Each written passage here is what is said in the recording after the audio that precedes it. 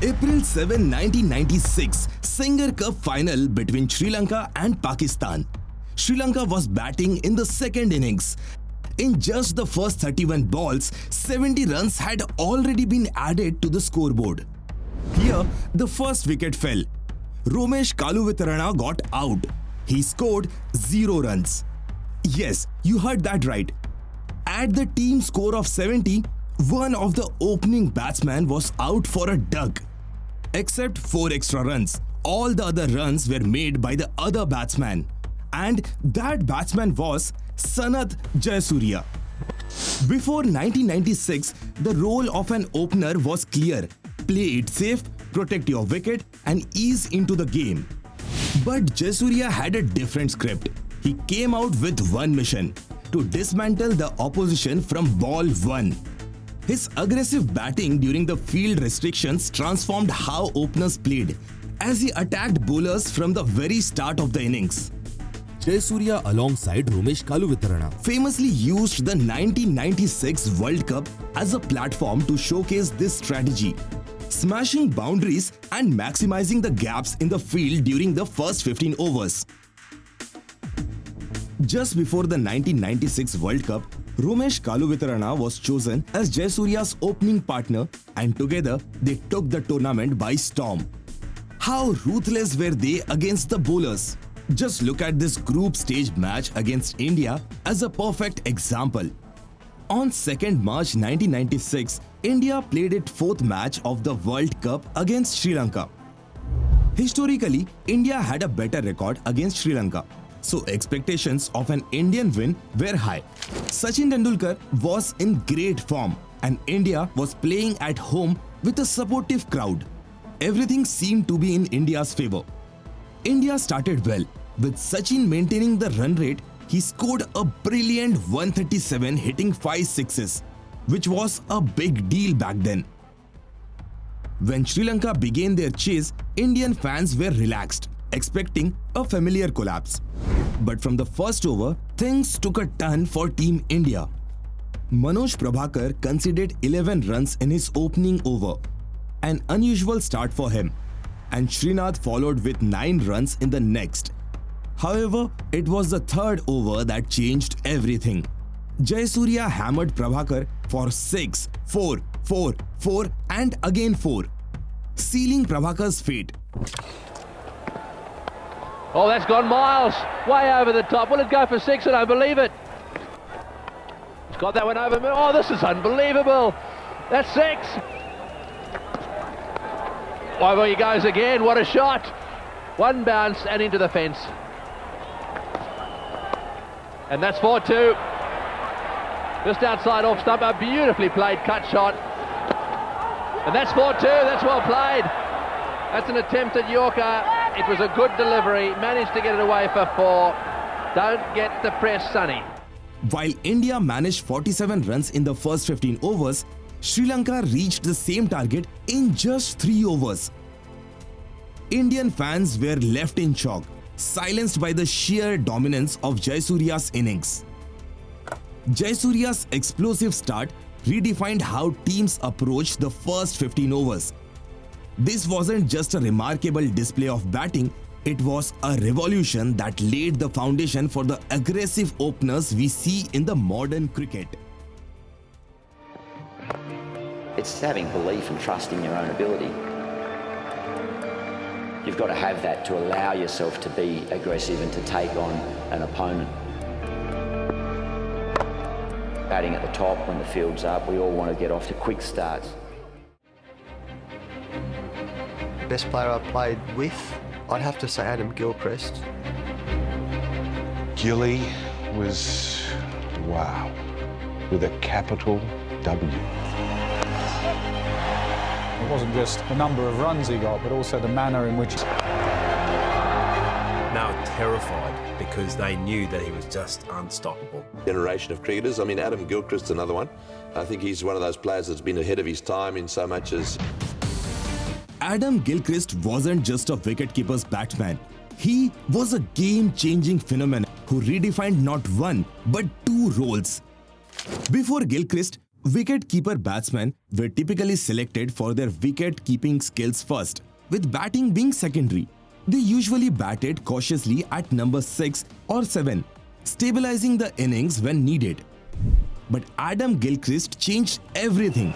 His explosive batting redefined what it meant to be a keeper batsman. Whether in Test cricket or ODIs, he batted with the aggression of a top-order player.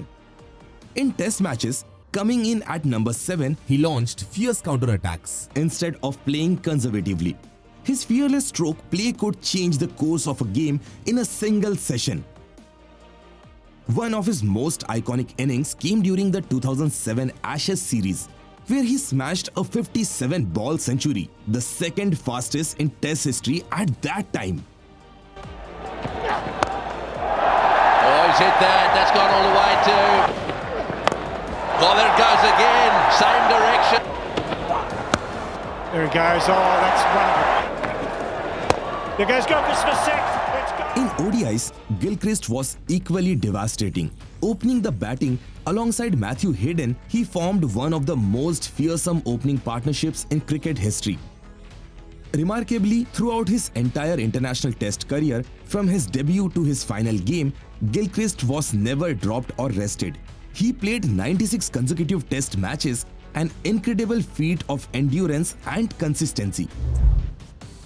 Keeping wickets for 50 overs and then opening the batting would have been a monumental challenge for any cricketer. But Gilchrist's fitness level were extraordinary. His strong commitment and physical endurance made him a true legend of the game. Gilchrist wasn't just ahead of his time, he was a revolution.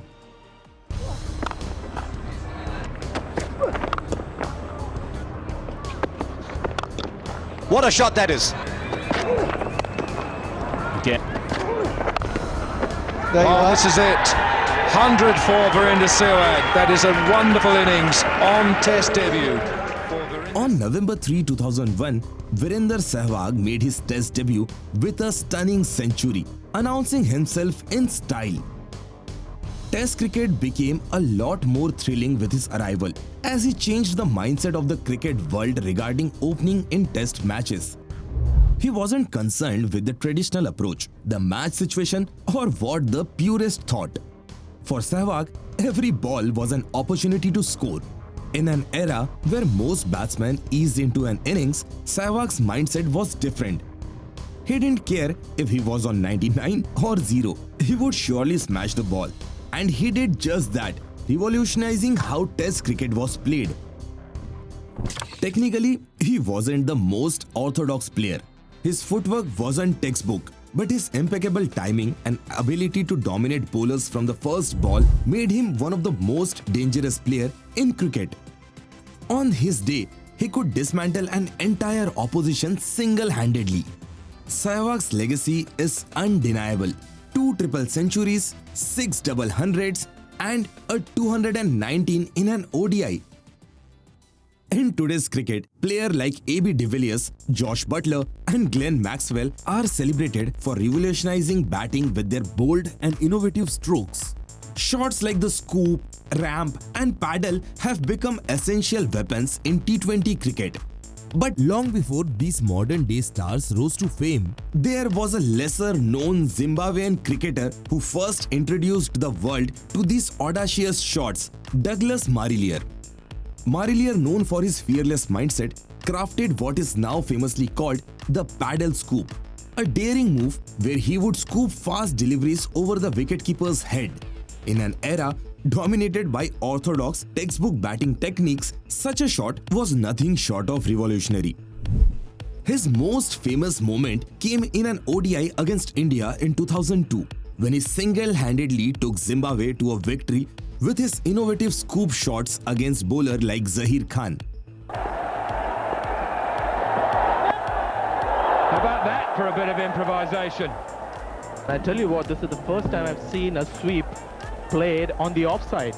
The ball ends up on the offside. That's quite amazing. It's very much a shovel more than anything else. Can't call it a paddle sweep as well. It's really picked up. Yeah. Third man's in place, which is critical. Oh, and he's gone over the keeper's head. Why not? Brilliant. found the slot. And again, done it again. Look out. India, look out. This game is not over. No ball. 4. Game over. Zimbabwe have won the most amazing game of cricket that I've had the privilege to watch. What an incredible victory. And Douglas Marilia has performed a minor miracle. It was the first time many cricket fans had witnessed a player taking on fast bowlers with such a daring stroke, something that would become a staple of modern T20 cricket years later. Although his international career was relatively short, his legacy endures through the modern strokes he pioneered. His willingness to challenge the norms of conventional batting has left a lasting impact on cricket, establishing him as an unsung hero of batting innovation. Shahid Afridi was a cricketer who seemed to have fast-forwarded time with his explosive style of play long before T20 cricket even existed. In 1996, at just 16 years old, Afridi announced himself on the international stage by smashing a 37-ball century against Sri Lanka. In that unforgettable knock, Afridi hit 11 towering sixes and 6 boundaries, setting the record for the fastest century in ODI cricket and for the most sixes in an innings at the time. Full toss, gets the treatment, 6. Indian fans still vividly remember the 5th ODI match in 2005, where Afridi turned the field into his personal playground. By the 11.3 over mark, Pakistan has already amassed a staggering 123 runs.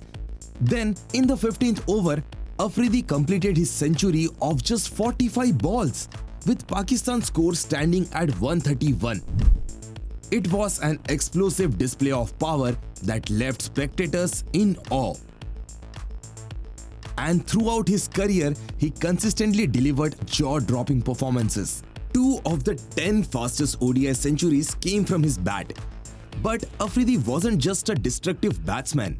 His sharp wrist pain made him a crucial asset to Pakistan's bowling attack, especially in T20 cricket.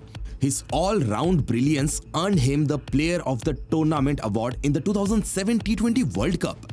And his role in Pakistan's 2009 World Cup proved he was a tailor-made for shorter format. Afridi played cricket the way many batsmen aspire to today, fearlessly.